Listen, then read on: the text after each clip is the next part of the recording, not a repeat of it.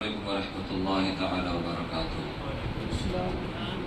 حضرات، کل کے سبق میں درس میں آپ تمامی حضرات نے روزے کے متعلق چند اہم مسائل ملاحظہ کیے تھے، جس میں خاص بات یہ تھی کہ کن کن صورتوں میں روزہ نہ رکھنے کی رخصت ہے۔ 5 صورتیں ایسی ہیں جن میں روزہ نہ رکھنے کی رخصت دی گئی ہے، اور وہ 5 صورتیں ہیں: سفر ہے، مرض ہے، یا حمل ہے، مرضعہ یا دودھ پلانے والی عورت جو اسے کہتے ہیں، اور ایک بڑھاپا۔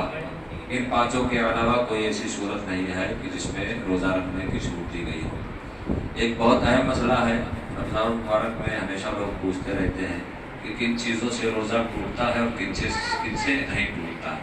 عام طور سے لوگ بیمار ہوتے ہیں تو ڈاکٹر کے پاس جاتے ہیں، انجیکشن لینا پڑتا ہے، گلوکوز چڑھوانا پڑتا ہے، تو ان صورتوں میں روزے پر کیا اثر ہوتا ہے؟ آج اس سے آپ ملاحظہ فرمائیں کہ روزے کی حالت میں انجیکشن لگوانا، گلوکوز چڑھوانا یا ٹیسٹ کے لیے خون نکلوانا کیسا ہے، اور ان چیزوں سے روزہ ٹوٹ جائے گا کہ نہیں، یہ مسئلہ ہے۔ تو اس کا جواب یہ ہے کہ اگر مریض بہت پریشان ہے، مریض بہت پریشان ہے اور انجیکشن لگوانے یا گلوکوز چڑھوانے سے مرض موقوف ہو جائے گا، مرض جو ہے رک جائے گا، آرام ہو جائے گا، اور مریض کو آرام و سکون مل جائے گا، تو اس صورت میں انجیکشن لگوانا، گلوکوز چڑھوانا بلا کراہت جائز و درست ہے۔ یعنی مریض پریشان ہے اور انجیکشن لگانے سے آرام ملتا ہے یا گلوکوز چڑھوانے سے آرام ملتا ہے، تو ان صورتوں میں گلوکوز چڑھوانا، انجیکشن لگوانا بغیر کسی کراہت کے ساتھ جائز، بغیر کسی کراہت کے جائز ہے۔ اور اگر اس کی حاجت نہیں ہے، یعنی مرض پڑنے کا اندیشہ نہیں ہے، یوں ہی اگر کوئی انجیکشن لگواتا ہے طاقت وغیرہ کے لیے یا گلوکوز چڑھواتا ہے، تو یہ مکروہ ہے، روزے پر فرق نہیں ہے، کیا ہے؟ مکروہ ہے، پرہیز کرنا چاہیے، لیکن دونوں صورتوں میں روزہ نہیں ٹوٹے گا۔ پہلی صورت ہے کہ بیمار ہے، اب اسے مرض میں افاقہ کے لیے وہ انجیکشن لگوا رہا ہے یا گلوکوز چڑھوا رہا ہے، تو وہاں بغیر کسی کراہت کے جائز ہے، روزہ بالکل نہیں ٹوٹے گا۔ دوسری صورت ہے کہ مرض وغیرہ نہیں ہے، جو ہی طاقت کے لیے گلوکوز یا انجیکشن لگوا رہا ہے، تو وہ کراہت کے ساتھ جائز ہے، مکروہ ہے۔ اور جب مکروہ ہوتا ہے تو مکروہ کی 2 قسمیں ہیں، مکروہ تنزیہی اور ایک مکروہ تحریمی۔ مکروہ تنزیہی جو ہوتا ہے وہ قریب جائز ہوتا ہے، اور مکروہ تحریمی جو ہوتا ہے وہ قریب حرام ہوتا ہے۔ صرف مکروہ اگر بولا جائے تو وہاں مکروہ تنزیہی مراد ہوتا ہے۔ اس سے کیا ہوتا ہے کہ ثواب میں کمی واقع ہوتی ہے، ثواب میں کیا ہوتا ہے؟ کمی واقع ہوتی ہے، باقی وہ چیز حرام نہیں ہوتی۔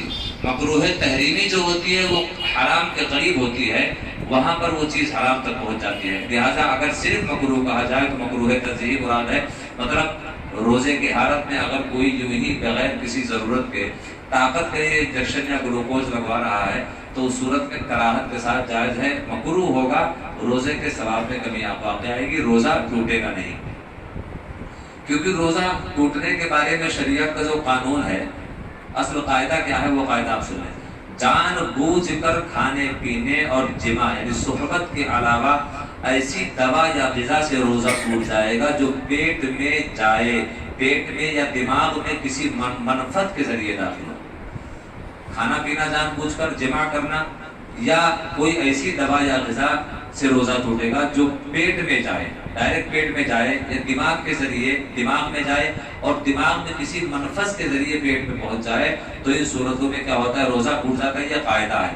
اب حضرت علامہ شامی علیہ رحمۃ الرضوان فرماتے ہیں کہ روزہ توڑنے والی چیز صرف وہی ہے جو منافذ، یعنی کوئی ایسی جگہ جو پیٹ تک پہنچتی ہو، اپنے جسم کے اندر کوئی ایسی جگہ جس کا وسیلہ ڈائریکٹ پیٹ تک ہو، جیسے دماغ میں ایک جگہ ہے جو ڈائریکٹ پہنچتی ہے پیٹ میں۔ یہی وجہ ہے کہ ناک میں دوا ڈالنے سے روزہ ٹوٹ جاتا ہے، آنکھ میں اور کان میں دوا ڈالنے سے روزہ نہیں ٹوٹتا ہے۔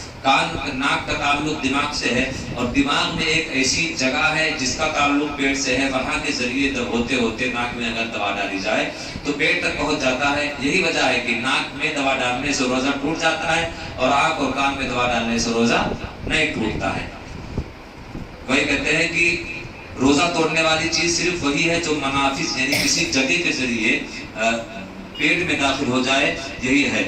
اور کہتے ہیں روزہ توڑنے والی چیز کا یہ معنی بیان فرمایا ہے کہ بدن کی اصلاح کرنے والی چیز پیٹ تک پہنچ جائے، یعنی بدن کی اصلاح کرنے والی کوئی چیز ہو، چاہے وہ دوا ہو چاہے غذا ہو، وہ پیٹ تک پہنچ جائے، چاہے کسی منفذ کے ذریعے چاہے کسی بھی راستے سے پیٹ تک پہنچ جائے تو وہ کیا ہو جائے گا، وہ غذا یا دوا روزہ توڑنے والا ہو جائے گا۔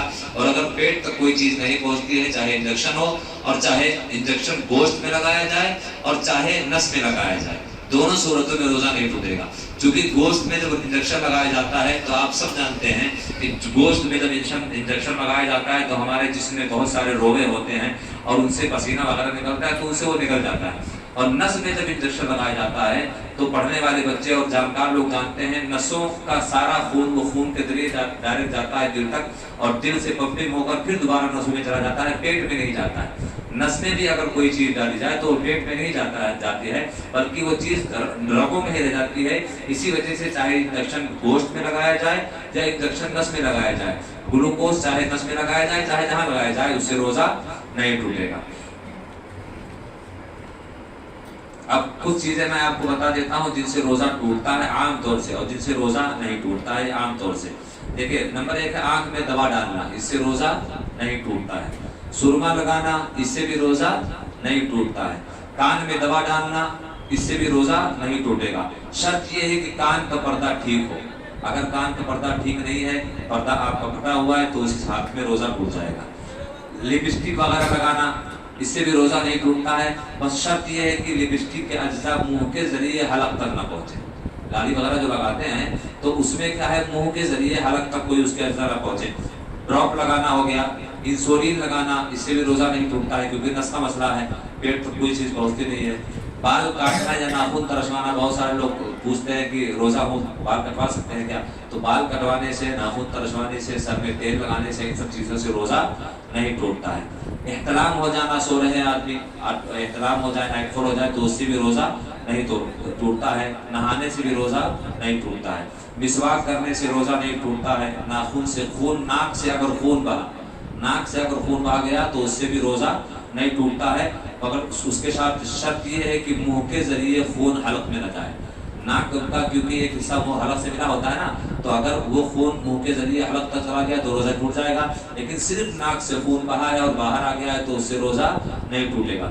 خود بخود قے آ جانا، یعنی خود سے الٹی آ جائے چاہے وہ منہ پر بھی ہو، اس سے روزہ نہیں ٹوٹتا ہے۔ لوگ کہتے ہیں منہ پر الٹی ہو گئی اس نے روزہ توڑ دیا، جان بوجھ کر الٹی کرنے سے، اب چاہے وہ منہ پر قے ہو یا تھوڑا بھی ہو، اگر تھوڑا اس نے واپس پکڑ لیا ہے تو روزہ ٹوٹ جائے گا، اور اگر منہ بھر قے جان بوجھ کر آ گئی ہے، اس نے اگرچہ کچھ اندر نہیں دیا تو روزہ ٹوٹ جائے گا۔